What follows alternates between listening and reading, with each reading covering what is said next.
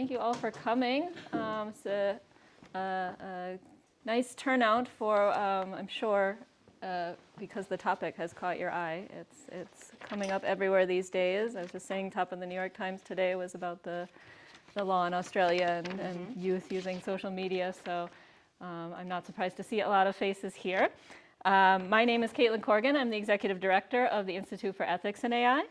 And welcome to our speaker series. With the speaker series, the IEAI invites experts from all over the world to talk about ethics and AI governance. These events serve as an important platform, which is one of the big missions of our institute, for sharing new research and exchanging knowledge on important topics in AI ethics. Since our launch in 2019, we are already able to run 45 speaker series. The number keeps growing every time. I'm always shocked. With distinguished guests from all over the world, and today is no different. Today's topic is AI anxiety and AI agency, young adults navigating generative AI. And we have the pleasure of having Jaimee Stuart with us. Jaimee is a senior researcher and team lead at UNU Macau, a UN research institute dedicated to leveraging digital technologies for sustainable development. She's an applied cultural and developmental psychologist, specializing in cyber psychology and the social impacts of emerging technologies. Jaimee leads flagship projects across the UN on gender, AI, cybersecurity, and is the UNU's focal point for the Equals in Tech Global Consortium. Before joining the UNU Macau, she was a researcher and evidence lead at Griffith University, Australia, and is an adjunct at the Schools of Psychology at Griffith University, Australia, and Victoria University of Wellington in New Zealand. We'll start the presentation, and after Jaimee is finished, she'll open the floor to your comments. Please, let's have a lively discussion. That's the point of these, and we hope you participate as much as you feel comfortable. And with that, I will hand it over to you. Thank you, Caitlin, and thanks everybody for coming. It is a pleasure. It's actually my second time here, and thanks very much to Oksana and to Caitlin for hosting me. So as was mentioned already, I'm a psychologist. Today, the work that I'm going to be talking to you about is very much based in psychology. It's but an extension of the work that we know that has been developing around why people use technology and the impacts and outcomes of that technology use. So just to start off with, I should be pointing it that way if it works. I think we all know that personal use of AI is here to stay. There is no doubt. And every time I go somewhere and I talk to people about this, I'm shocked and amazed by how many different tools that people are using, about how much it's growing. But just to give you some basic statistics, okay, that AI tools are used by approximately 378 million people in 2025, and that's an increase in the year of over 64 million people. This is in a world in which we are not quite at 70% of all internet users. Okay, so internet access isn't even quite 70%, and yet here we are with the use of AI tools. And when I talk about AI tools, I am talking about generative AI tools, okay? So we all, if we're on the internet using social media or using anything else, we are exposed to AI. But this is agentic use of AI tools, okay? Did you know that ChatGPT usage doubled within the year?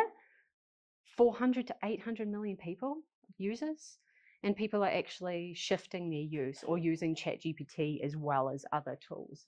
This is quite incredible, but I don't know how much exactly we can rely on these because they come from industry statistics.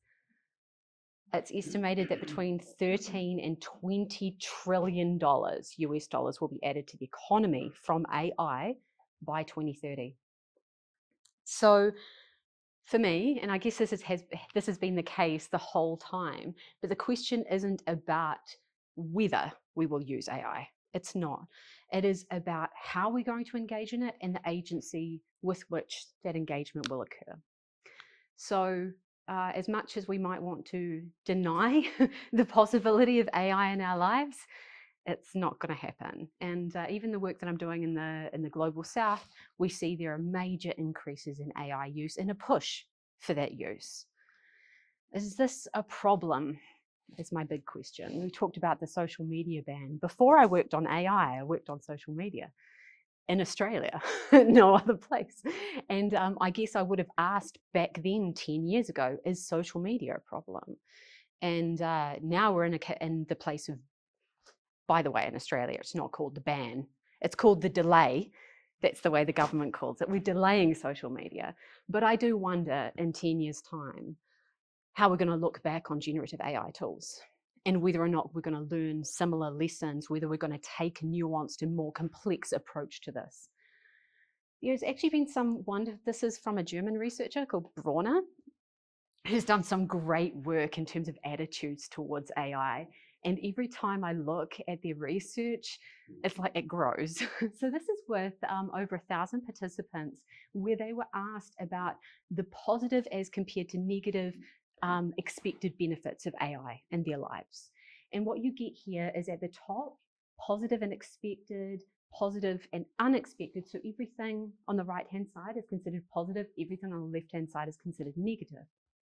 And then you have specific things here, that's the negative and expected and the negative and unexpected.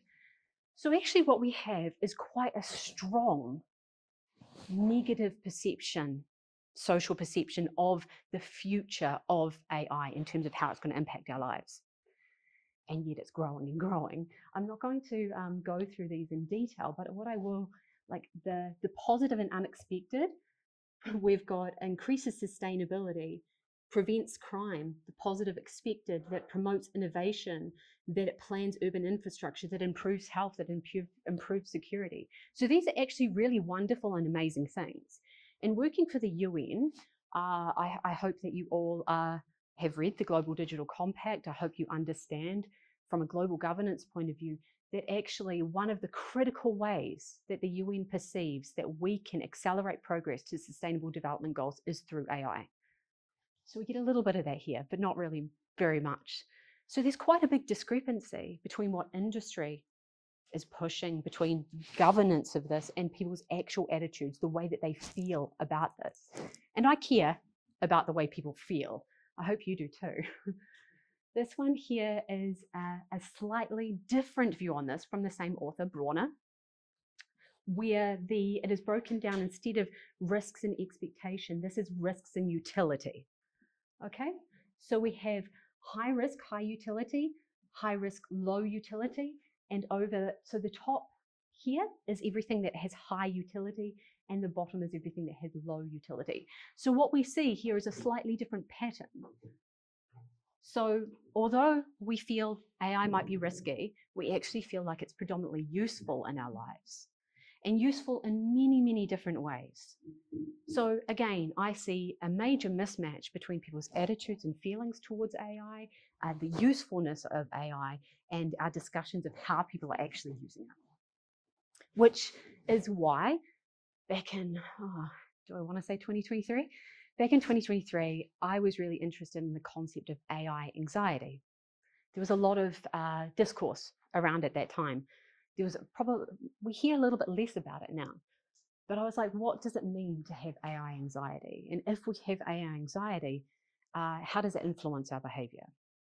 Particularly for young people who, I'm going to predicate this with a discourse of plagiarism and control, okay? And that discourse is young people use AI to plagiarize, to write their assignments, and that is critically how we position this. Therefore, we must control that behavior. I'm not saying that's the only thing that we talk about when it comes to AI, but it's one of the critical things that we talk about when it comes to young people. And so I was interested then, okay, we have this issue of people potentially not accepting AI, but AI being a really critical thing in our society that is sometimes getting pushed on us. We think it's risky, we're not sure how it's going to work. And on the other side of this is a discourse, a really shallow discourse of how young people use AI. So I started looking into AI anxieties. You may ask, what does that mean? I also was confused. What is AI anxiety? It is this, it's related to tech anxieties. So tech anxieties are a broad base of, I would say, we kind of loop them into this concept of called technophobia, or fears of technology. And fears of technology have been around forever. They haven't just started. We're not just afraid of technology on the basis of social media or on AI. Technophobia is often a social cultural response to change. And so this tends to happen, especially if we think about television and radio, and even before that, the telegram, there was still a sense of technophobia or fears of technology and what it might do and change the world. This is increasing, and it's increasing because technology is more readily available. But this concerns about the rapid advancements of technology are quite different from the concerns about, say, television. Although we're using the same sort of discourse, it's because it is increasing at a rate that feels uncontrollable. And the anxieties that we have around the future, a digitally oriented future, where things are outpacing governance, where they're outpacing citizen engagement, increases this. So this concept of replacement of manual labor with machines through disruptive technologies is kind of where AI started. It's not where it currently is. This apprehension about the unknown implications of novel technologies.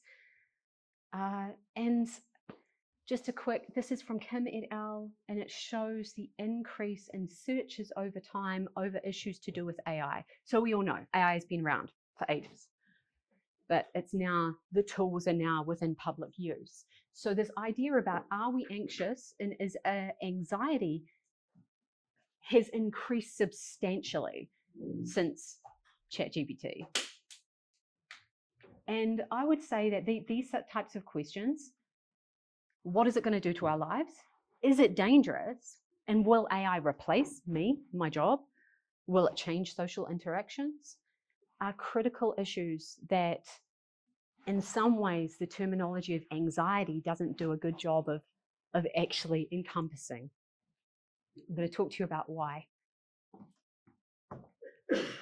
Has anybody heard about eco-anxiety? Yeah, okay. So eco-anxiety and in some ways AI anxiety are both types of anticipatory anxieties. So anxiety itself is a disorder, it's a mental health disorder. And in many ways, when we call something like eco-anxiety anxiety, we're pathologizing it. So we're saying that it is disordered to be anxious about this thing happening. But in many ways, this idea about being worried about a future that is uncontrollable because of VUCA, that is, volatility, uncertainty, complexity, and ambiguity, which is what a lot of young people face nowadays. Being concerned about a context in which we don't know what's going to happen, but we also have a sense of being aware that people in power and privilege are making decisions that could potentially negatively impact us. So it's coupled with a sense of powerlessness. And so eco-anxiety is kind of one of those types of anticipatory anxieties. And what we are finding now, that the concept of eco-anxiety as in and of itself can actually prompt positive behavioral impacts. It can prompt people to engage in good environmental behaviors, but to an extent, right? When it becomes uncontrollable, when it becomes disordered, you become apathetic, and then it might lead to other things like depression and generalized anxiety. So anticipatory anxieties are not the same as general anxieties. They are different. And they're different on the basis of us not knowing what the future is going to be and being concerned about what we're doing now and how it impacts the future. There has been a little bit done on anxiety. Like there's a research literature out there that started some years ago. It started before ChatGPT. So when it first started, it was more about being concerned about automation, being concerned about robots predominantly. And so a lot of this AI anxiety stuff, what we find is that the critical elements of it are the fears that we have: privacy violation, job replacement, ethics violations, the concept of artificial consciousness and existential threats as they relate to AI, or this what we call annihilation anxieties. So what is the future of humanity in the face of artificial intelligence? And these types of anxieties, I would say, are strongly shaped by normative influences that tend to be highly polarized. those highly polarized normative influences are, we expect AI to do everything. It's a panacea for all the problems in the world, versus it's the apocalypse and everything is going to end. And you see those normative influences being very much replicated in media around artificial intelligence. So it's hard to get at the middle ground. And I want to get at the middle ground, which is what are people actually experiencing here? And is this type of anxiety, is this what young people are experiencing? And if it is, how is it impacting them? So that's where all my research of this presentation is going to be discussing. Just to highlight, these are legitimate concerns, okay? We're not making it up.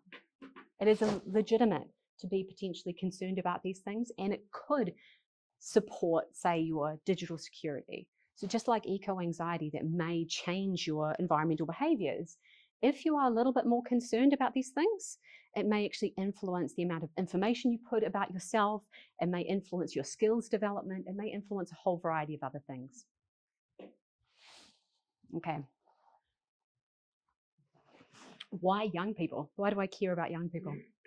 Well, I care about them because they are the future.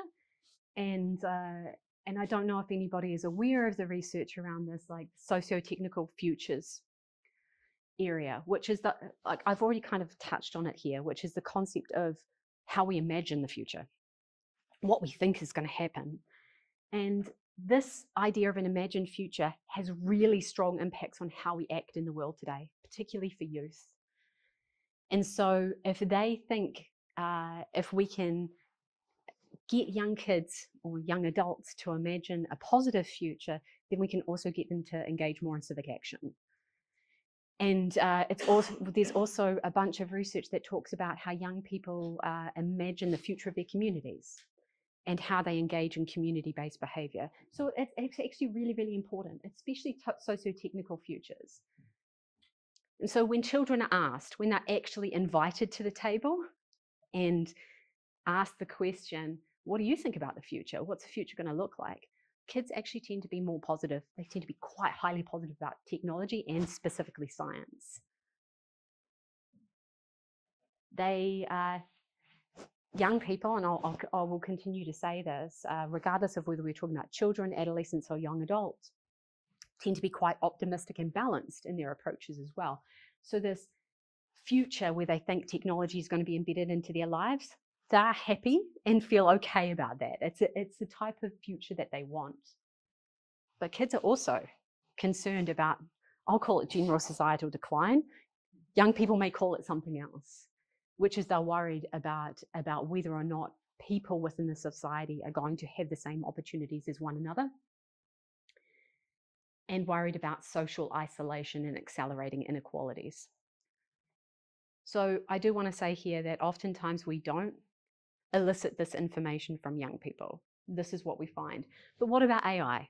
Have we asked them about AI? Yeah, we have a little bit. It's up and coming work. What we've found is that young people are skilled users of technology. You will have heard this term, digital natives. Have you heard this before?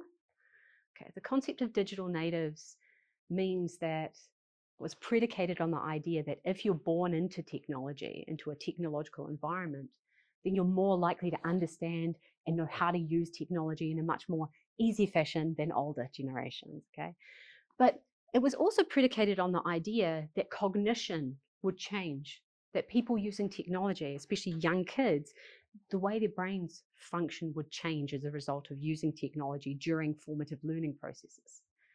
And I don't entirely agree with that, and I can come back to that later if you have any questions. But what we do know from all of this, if we can put it like down to its most basic level, is that young people are much more likely to feel confident and engage with new technologies.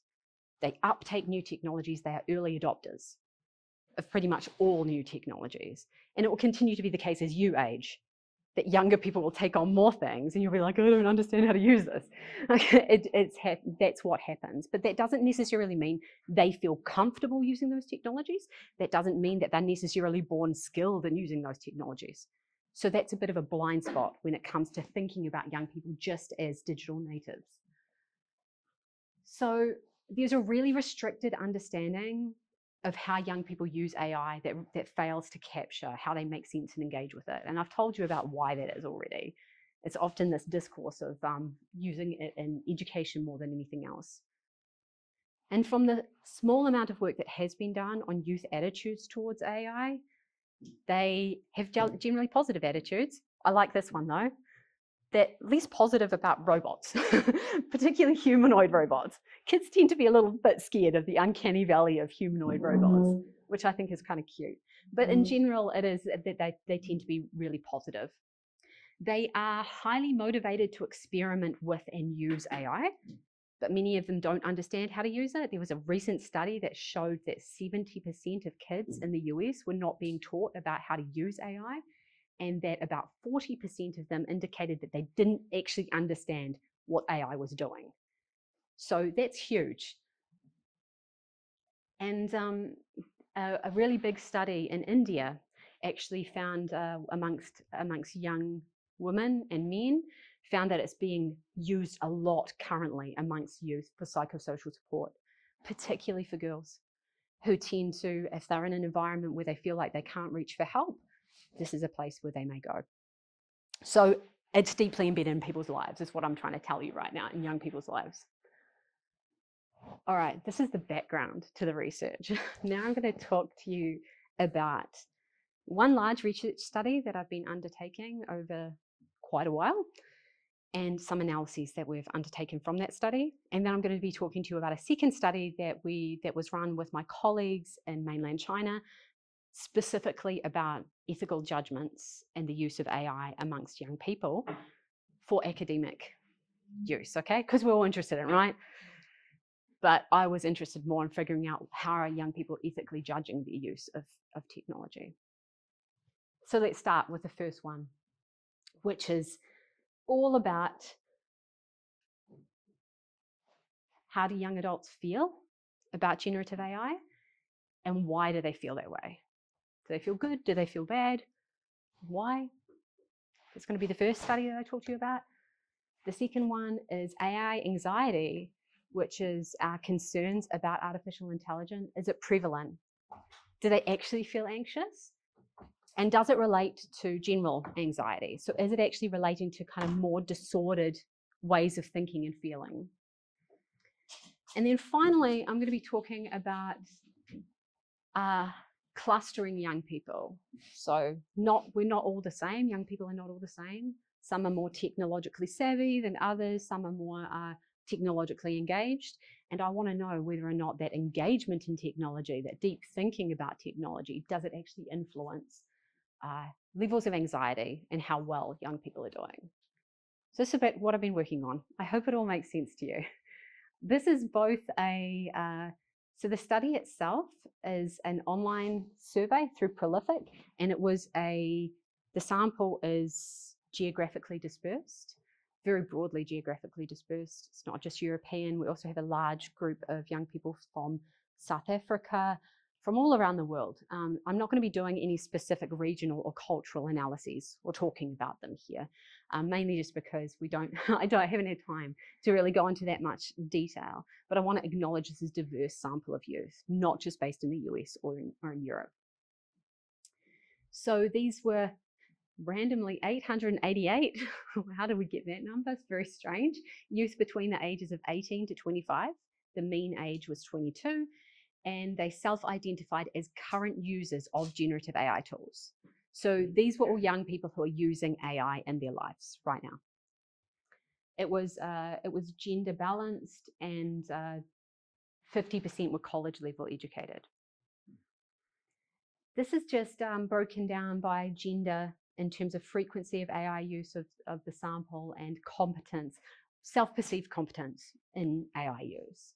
So what we find is quite a nice little distribution of frequency of use, both by males and females. We don't see any difference. But there are some who are using it less, some who are using it more. And we also don't find differences in terms of competence by gender. So this is the reason why I do these analysis is because oftentimes people think there's going to be a difference.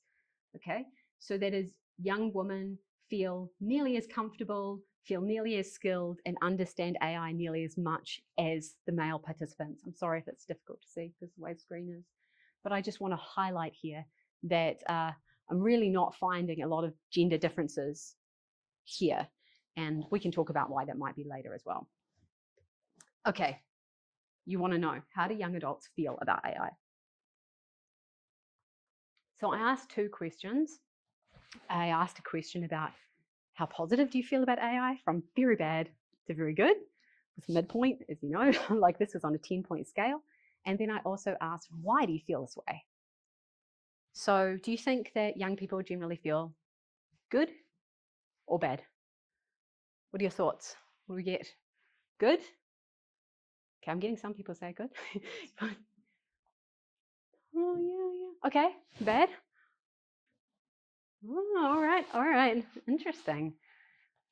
Okay, let me show you then. So this is the scale where we categorize them on the basis of the actual interquarters. Feelings about AI, girls tend to feel, this is on a 10-point scale, as I said, pretty positive, pretty highly positive. And when you break that down, what you get is cold is the very worst feelings. I feel really bad about this. And hot is, it's the best thing ever. And you can see there's quite large numbers here because these are qualitative, open-ended responses. And you get this big part in the middle saying, feeling pretty good. This is not enough for me, okay? Want to know why? And even if people say they're feeling bad versus they're feeling good, what are they saying? What's going on in there? So what I'm going to take you through now, I apologize if it's too small. I do, but I'm going to talk you through this in a lot of detail. I'm going to start with the easiest one, which is the cold. Okay, so cold, very few people. Why do they feel cold? They don't use it, it steals or plagiarizes work, it's dangerous, and they're not proud of using it, or it makes them feel uncomfortable. That was their responses to this. Easy, right? Not so easy.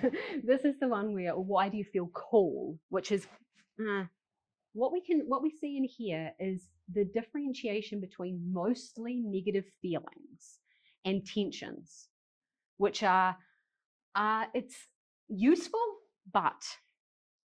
So this one is, no, I don't like it. It's because people rely on it too much, because it's replacing people. I don't trust it, and it inhibits my creativity. But then we get on the other side, the tensions is, it's useful, it's fun, it's interesting, but it feels like cheating. I feel guilty about it, which is I only highlighted the most common one, by the way.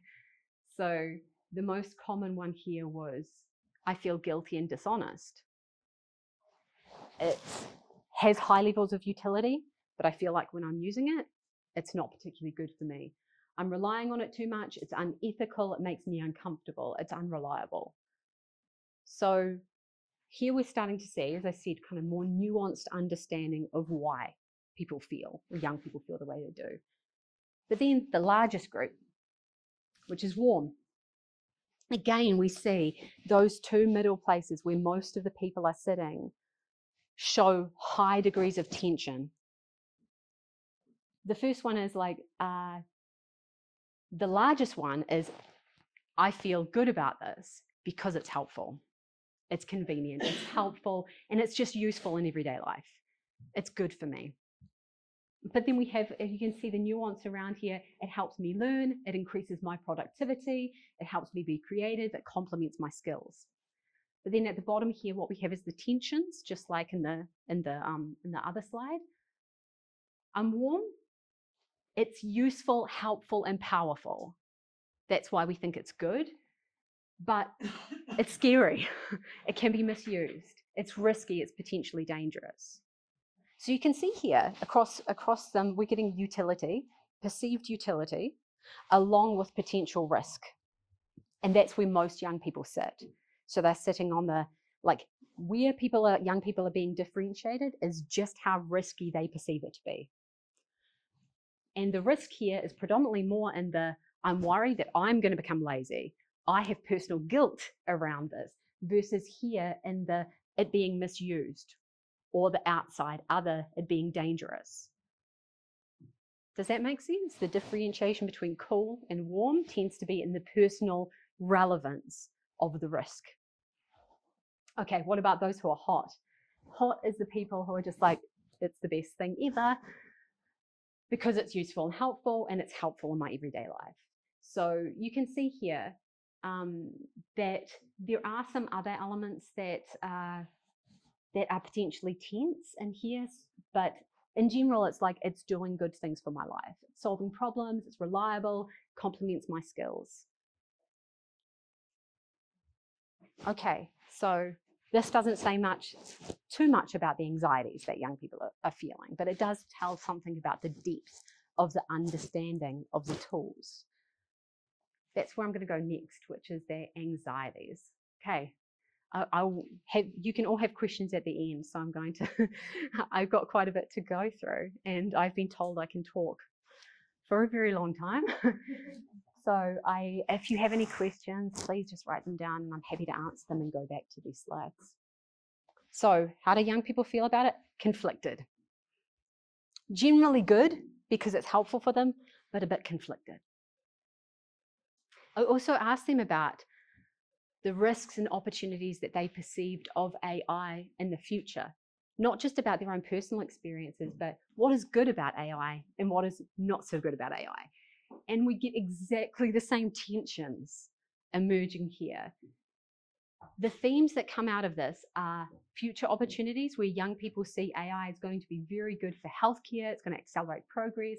The negative side of that is it's going to replace humans, reinforce bias, or potentially become conscious. We get psychological positives and negatives, digital safety positive and negatives. Education and skills, which I'm going to show you on the next slide, is actually one of the most critical things that young people are thinking about. They're thinking that it's going to be really good for their potential learning and increase their efficiency and create new skills, but that also it's going to potentially make them lose skills and become dependent on AI. And lastly, information, where it increases accessible knowledge, but then it also increases misinformation, plagiarization, and plagiarism. So these two questions here where I asked about risks and opportunities were not specifically personal risks and opportunities. These were risks and opportunities posed by AI for future generations, including themselves. I really, really want to highlight here, one of the things I get very annoyed about is youth voice isn't often included in governance and in tech decisions. And actually what we see here is a very complex understanding of risks and opportunities amongst diverse young people. Sorry, that should have been the next one, but this is a figure of the number, so you can see the prevalence of the coding. In the orange, we have the negative coding on each of the categories, and in green, the positive coding. So none of this was prompted. This was all their own ideas, but we do get the lowest discussion of risk and opportunities happening in the psychological impacts. It's there, but it's less, and we get slightly more negative than positive. In the future opportunities, we're getting similar types of positive and negative. We get much more negative in terms of digital safety than positive in terms of digital safety, and we get much more negative in terms of information, that is misinformation and plagiarism predominantly. And in terms of education and skills, there is a huge, this was the largest one, as you can see, by far the largest category where young people were talking about the positive and negative impacts of AI on their own education and on the education of other young people. All right, so I'm sure you now want me to get to AI anxieties, right? That's what the title of this talk was. You may not be able to see that. Because I'm a psychologist and I do a lot of psychometrics, I couldn't really find a measure that I liked of AI anxiety. So I adapted a measure. And then I did an exploratory and confirmatory factor analysis on that measure. Because I thought, is AI anxiety just a singular thing? Is it just a fear of something, like a broad worry? And I found, no, it's not, especially in this sample, it's not. That AI anxieties tend to cluster into these three factors. One that I've called control, which I do not feel good about the label, by the way, but control is about this kind of more general anxiety about worrying about how AI is going to impact your future. I feel anxious that AI is going to be smarter than me. Learning about AI makes me anxious. I'm afraid AI may lead to robot autonomy. These are the general things that I call control as an anxiety. The other one is dependence. I'm afraid AI is going to make us lazy. It may make us dependent. We saw that a lot in the qualitative results about this losing of skills. And the third one is misuse, being concerned about how AI is going to misuse your information, about privacy, about being monitored. So AI anxieties, and we found were related to these three things.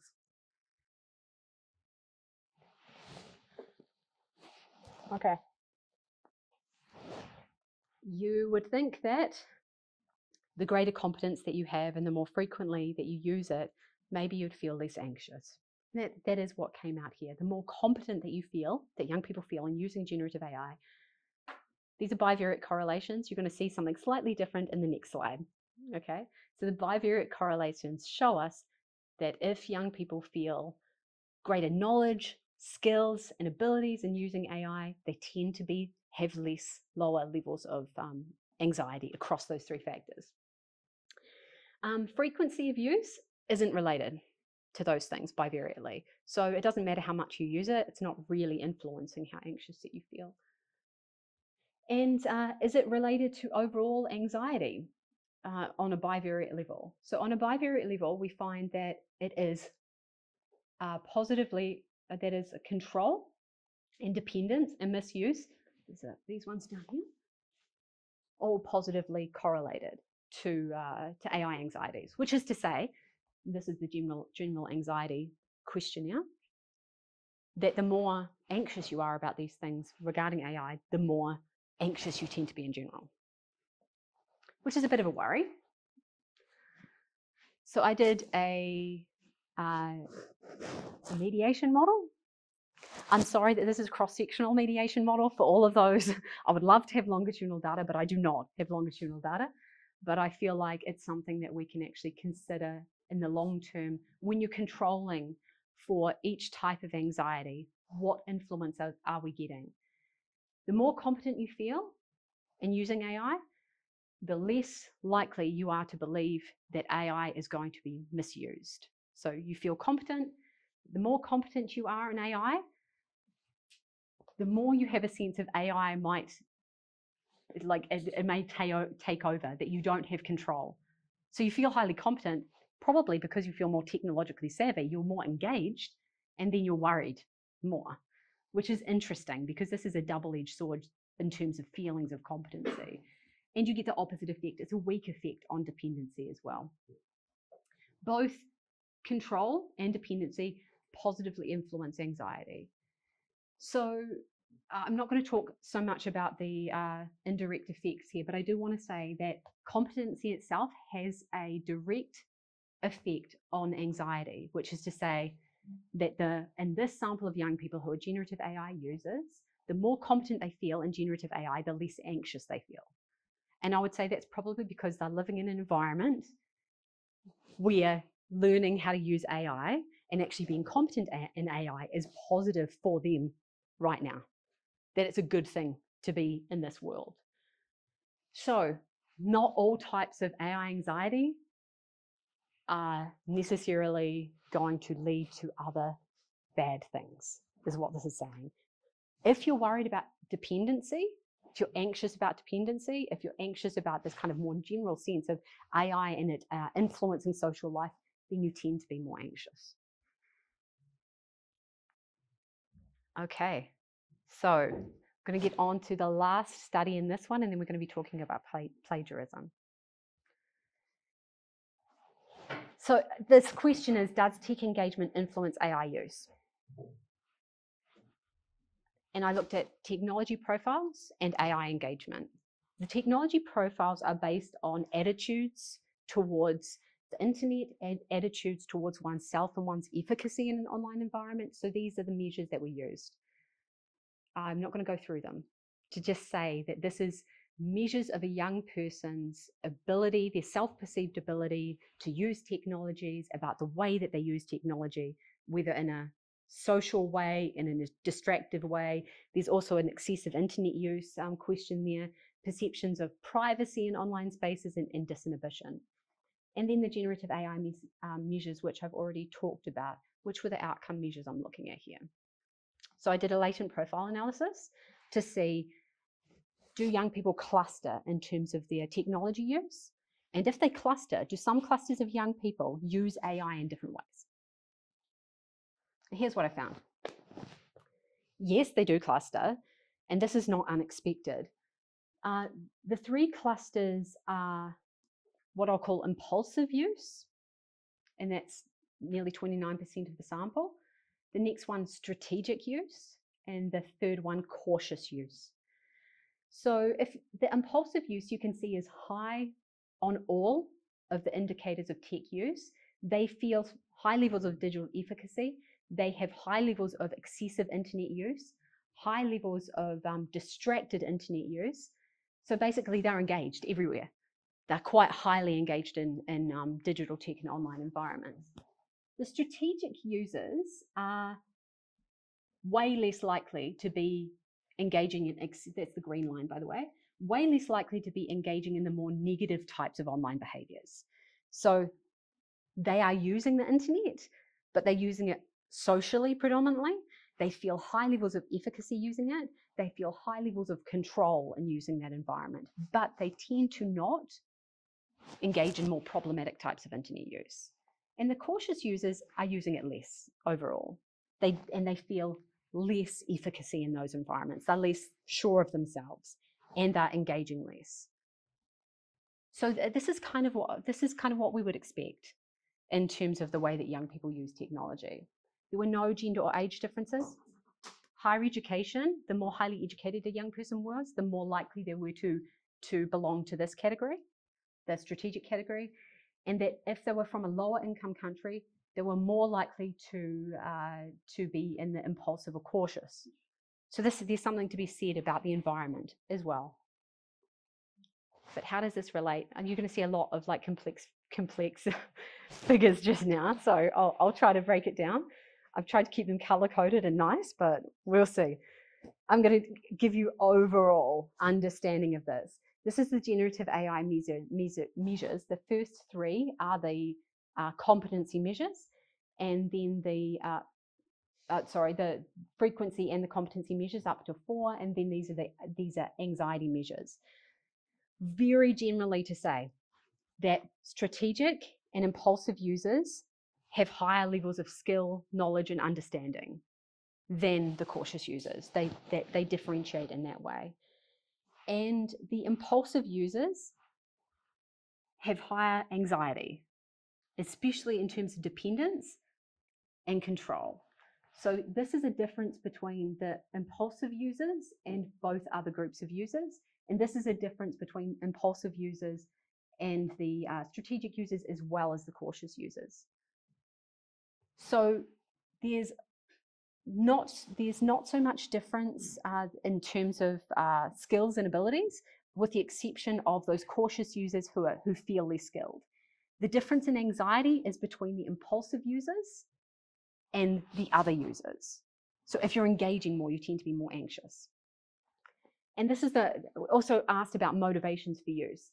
The motivations, why do you use AI? To pass the time, to create multimedia, for advice, for creativity, to develop your skills, schoolwork, to write text, to ask questions. And there are, again, critical differences that we see here.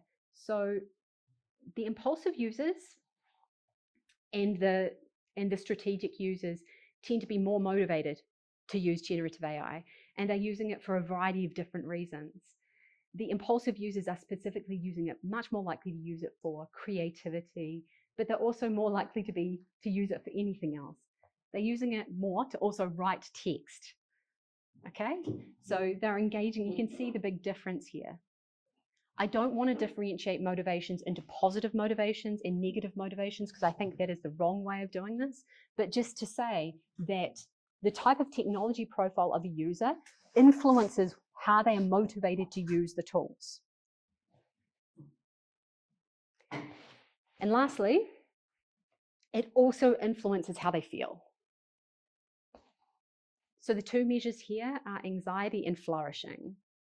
We find that the cautious technology users have lower levels of flourishing than the strategic users, and that the impulsive users have lower levels of flourishing than the strategic users. So if young people are using technology strategically, they tend to also be doing well, doing better.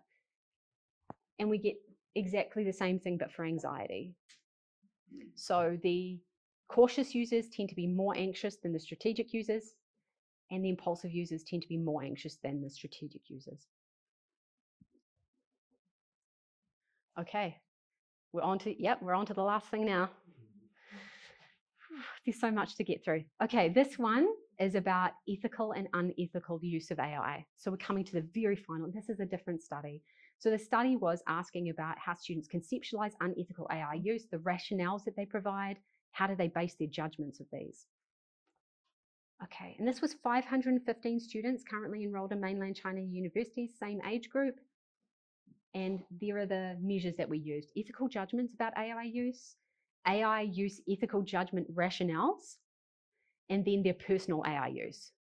That's what I'm going to be talking about right now, quickly. Okay. What ethical judgments do they use? These are, I'm not going to have time to go through this, but just to let you know, this was broken down into two major types of AI use. The ethical judgments and AI use around AI-assisted technology versus AI-driven. I'm going to give you an example of AI-assisted. A student consults generative AI for writing ideas, but creates the content on his or her own. That's AI-assisted. AI-driven.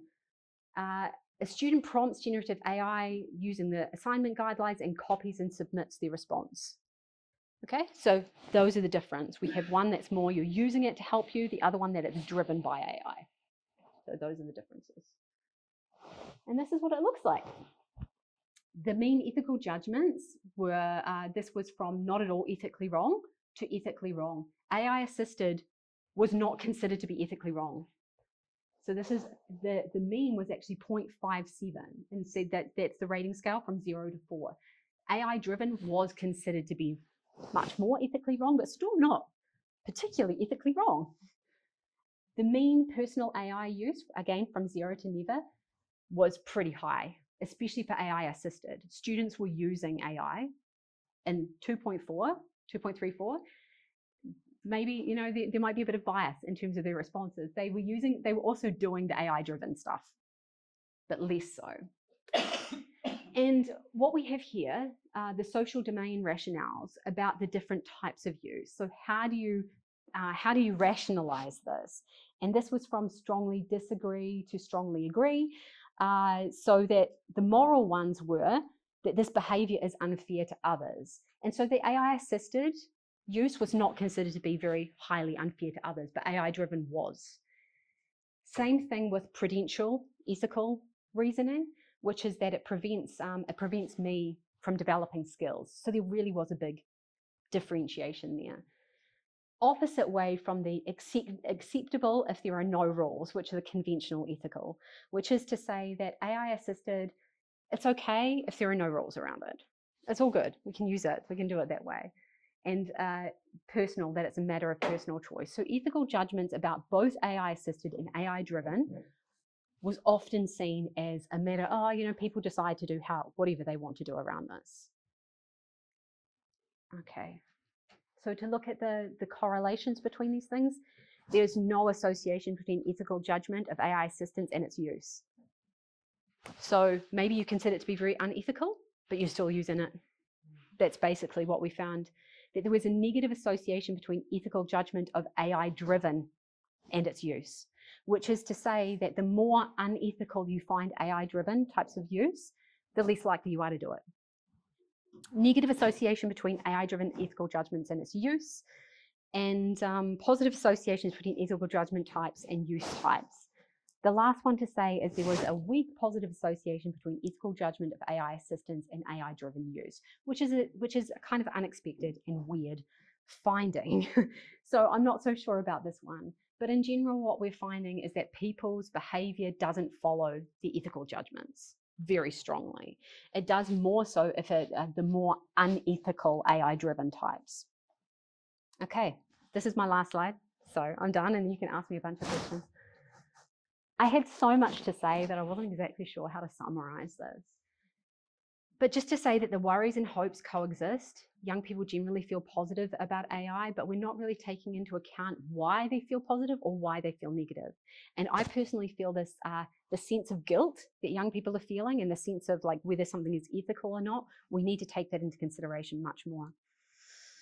Especially the laziness dependency. Aside from education in terms of risks and opportunities, I'd say like because education was the most highly endorsed. And the reason why I say aside from that is because this group of young people were in this age range where education was particularly important. The main benefits and concerns that young people are interested in were related to autonomy, connection, and competence.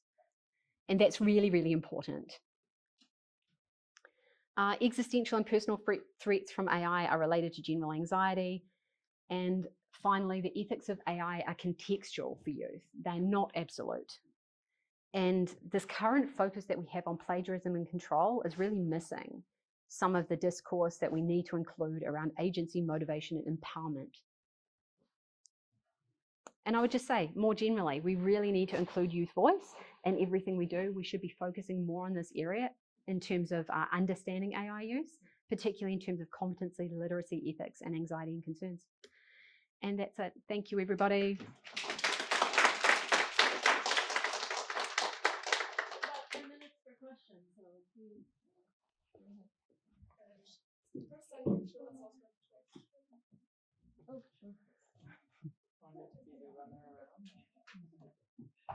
Thank you. So the first the first study you were showing us was from 2020.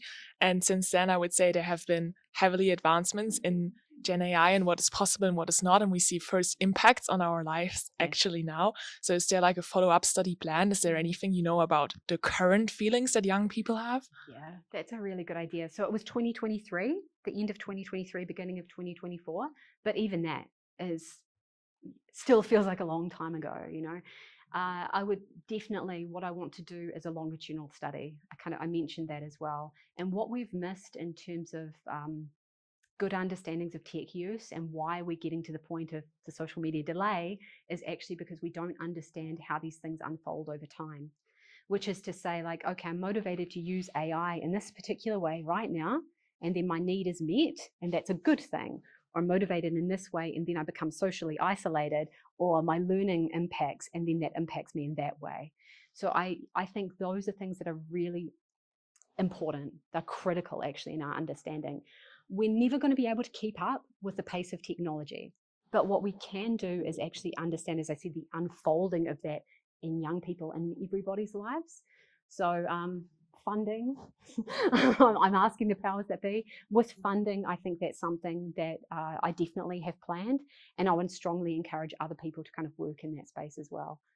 Yeah, thanks for the question.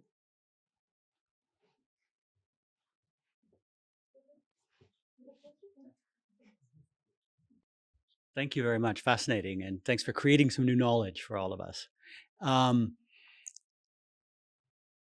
What did you discover that you thought was unexpected or counterintuitive or questions not asked to date, first? And second, based upon your work, what do you see as the next most important questions to answer? Wow, those are wonderful questions. I actually found the guilt thing to be quite unexpected. And I definitely wouldn't have thought that people were so worried about dependency on AI. Especially when we look at the historical research on AI anxieties, it is not about dependency so much as it is about replacement and about more of those existential threats. So that is what I was expecting to see happen. So this to me actually is even more of a pressing issue, and that relates to what I'm talking about here, which is even if we teach digital literacies, because digital literacy development is like a critical part of what I do, or competencies development, you can teach somebody to be really highly competent in this, but if they're going to feel really bad in doing it, and then they have to constantly doing it, they're being pushed to do it, what are we actually creating? What sorts of conflicts and tensions are we creating for people? I personally think that the educational component here, the use it safely in the world for other people and use it safely in the world for yourself, that's where we need to go with this. So the surprising thing, I hope that we can take it to this other place, which is I don't want people to stop feeling guilty about using it in a bad way, but I want people to feel like they are the empowerment. And the narratives of empowerment also, I said I was unhappily surprised by this side of it, but really happily surprised by the discussion of all the creative uses. And I think I also got that when I was studying social media 15 years ago. And I asked young people about what they do on social media and was really surprised by oh, they're making all these connections, they're doing all these wonderful things. And now we've gone to this kind of level. So all of the incredible creative uses of AI for young people, how do we bring them to the surface? So, and I kind of feel like this is all a bit too much. There's so much going on here. What I'd like to do is carve out little spaces where we can focus more on specific types of use and specific types of outcomes, rather than just generalize, oh, we feel bad about it, we feel good about it. And yeah, if I'm saying to anybody, I really think we should be more precise in our measurement, and we should be looking at specifics. But there's so much to be done. And thank you so much for that question, because it's something that keeps me up at night, honestly. Thank you so much for the presentation, first of all. I was a little bit late, so my questions might have been answered before I arrived, so please just take that into account. Based on my understanding, this study was carried out with Chinese population, right? Only the last study. Ah, I see. So my question will probably be based on that one. As far as I know, they are a collectivistic society. How much do you think the results have been affected by the nature of their society? And would the results change if it were carried out with individualistic culture? Yeah, this is, I actually, from a cultural values point of view, I'm going to shift that narrative just a little bit for this study, because I think it's not so much about cultural values here. It's actually about the contextual focus on innovation within that country. So in mainland China, there's a really, really strong push for AI, and there's an incredibly strong push for young people to use AI. And so they start using it very early. It's actually mandated now in lots of education. They expect it. And so when I looked at the outcomes of that and I saw the ratings of how unethical or ethical it was, I was super surprised. And I personally think that's going to be very different in other places. And from a collectivist point of view, as I said, we've actually been looking at doing a multi-level model on this data, looking at individualism, collectivism, but actually, individualism and monumentalism, and we're not finding any differences in terms of these things. So it's fascinating to me that maybe this mean level difference, maybe it's coming, I say it's projected mean level difference, maybe coming from other things. Yeah. Personally, the part that surprised me most was these. Thank you. The people who are young would have self criticism, they would not expect. I don't know how to frame that, but thank you. I'm a cultural psychologist. That's my background, so I find this really interesting. Not just from as I said, the cultural values point of view, but really from what's going on in those specific contexts. And I live in Macau, so I see this happening there as well, and I find it fascinating, because especially the ethical judgment stuff, because if we're coming from a westernized point of view and saying, well, ethically wrong. And then we have in other countries or in other contexts where it's being pushed and people do not think it's ethically wrong. What does that actually mean for scholarship? What does it mean for the world? And again, this is another thing that keeps me up at night, as I said, because I live there. Yeah. So thanks for the question. We have time for one more question, anyone? Or if not, we can also stick around a little and ask your questions more You can formally. ask me many more if you like. Great, then I want to once again thank Jaimee for her fascinating presentation and for visiting us this week. This is our last event of 2025. You'll hear more about events in 2026, but we already know that the Responsible AI Forum will be here in Munich that we'll be hosting for the third time. It's on May 19th and 20th. We're looking for participants and registration is open, so please check out our website to connect to that event. And have a wonderful end of the year for all of you, and we'll see you in 2026. Thank you.